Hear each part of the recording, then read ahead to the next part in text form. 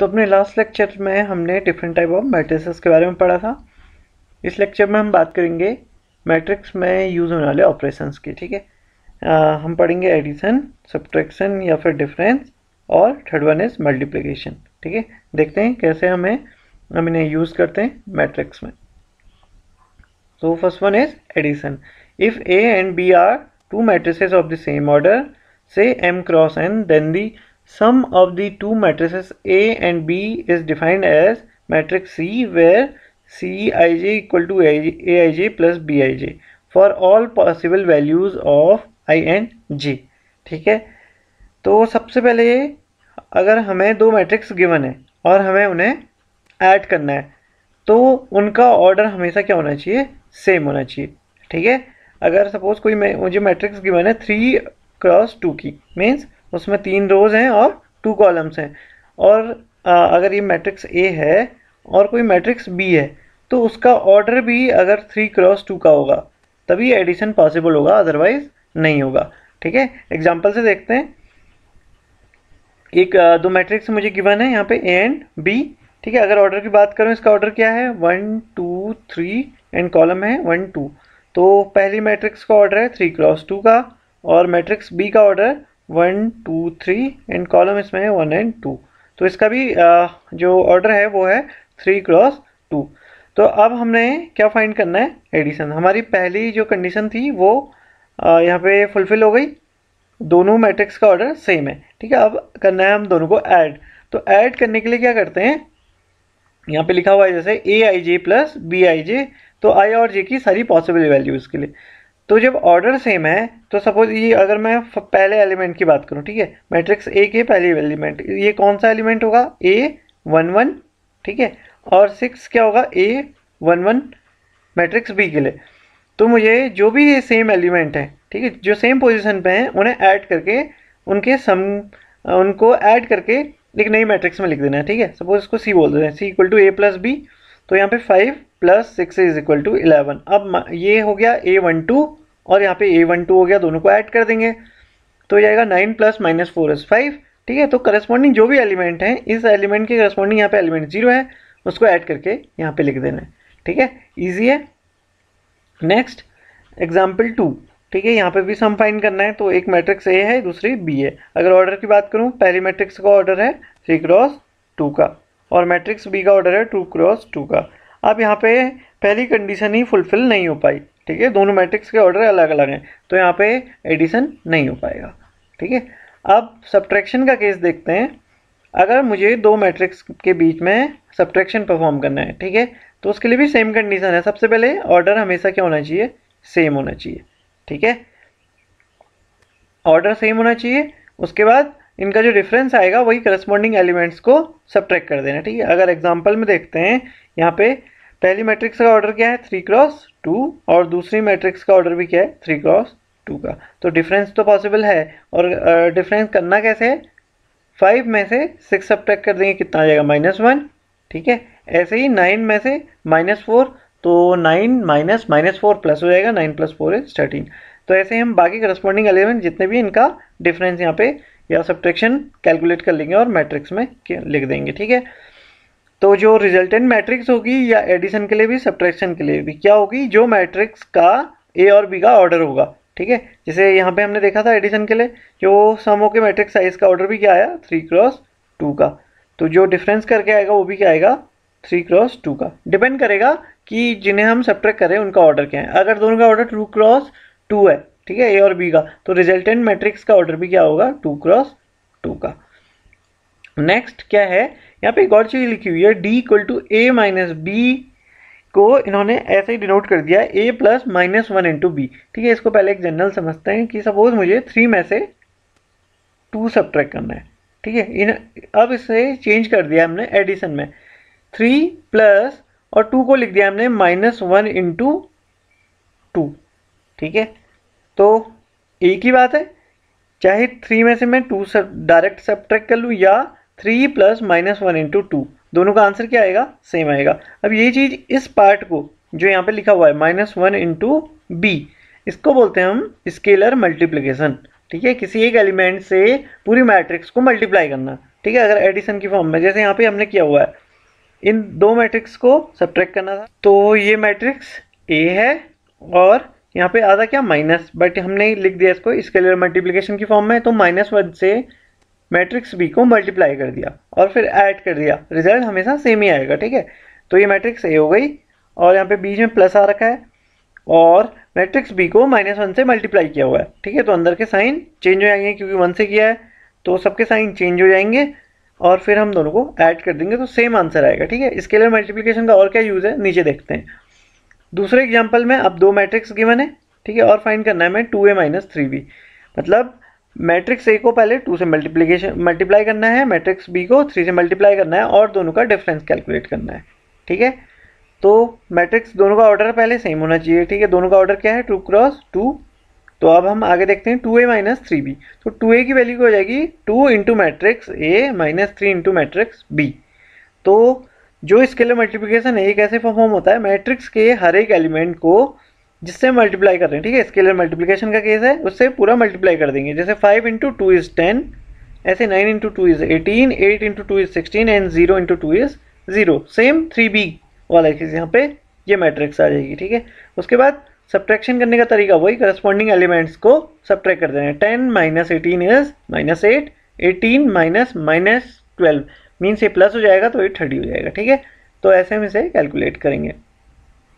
अब यहाँ पे इसका एक और एप्लीकेशन है, हमें x और y की वैल्यू बतानी है। ठीक है, नेक्स्ट क्वेश्चन में ऐसा कुछ गिवन है 2 इंटू कोई एक matrix plus second matrix equal to एक मैट्रिक्स। हमें क्या गिवन है कि इन अगर मैं 2 को सपोज इसको a मान लेता हूँ, इस मैट्रिक्स और इसको b, अगर मैट्रिक्स a को 2 से मल्टीप्लाई करूँ और उसमें b ऐड कर दूँ तो रिजल्ट ये आएगा। ठीक है, और हमें वैल्यू फाइंड करनी है x और y की। तो इजी है, जैसे हम अलजेब्रा में करते हैं सेम चीज़ है। ठीक है, पहले हम पूरा मल्टीप्लाई कर लेते हैं इसको, इस मैट्रिक्स को स्केलर मल्टीप्लिकेशन के थ्रू। तो ये अगर 2 × x, ऐसे 5 × 2 = 10, तो इसे हमने पूरा मल्टीप्लाई कर लिया। अब इसमें इसे ऐड कर देते हैं, ऐड करने का रूल हमें पता है। ठीक है, करस्पॉन्डिंग एलिमेंट्स ऐड हो जाएंगे, 2x + 3, ऐसे ही 10 + -4 क्या हो जाएगा 6, 14 + 1 = 15। अब लास्ट में क्या करेंगे हम, x और y की वैल्यूज़ हमें कैलकुलेट करनी है। तो पहली जो वैल्यू है ये है, यहाँ पे x आ रहा है 2x + 3, इसके करस्पॉन्डिंग जो इक्वल है, ठीक है, कंपेयर कर रहे हैं हम, यहाँ पे जो एलिमेंट है उसके इक्वल रख देंगे, 2x + 3 = 7, यहाँ से x की वैल्यू क्या आ जाएगी 2।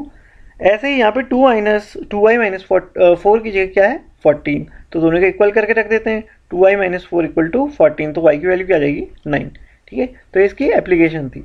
अब देखते हैं नेक्स्ट मल्टीप्लिकेशन। ठीक है, बहुत इंपॉर्टेंट टॉपिक है, देखते हैं कैसे करते हैं मल्टीप्लिकेशन।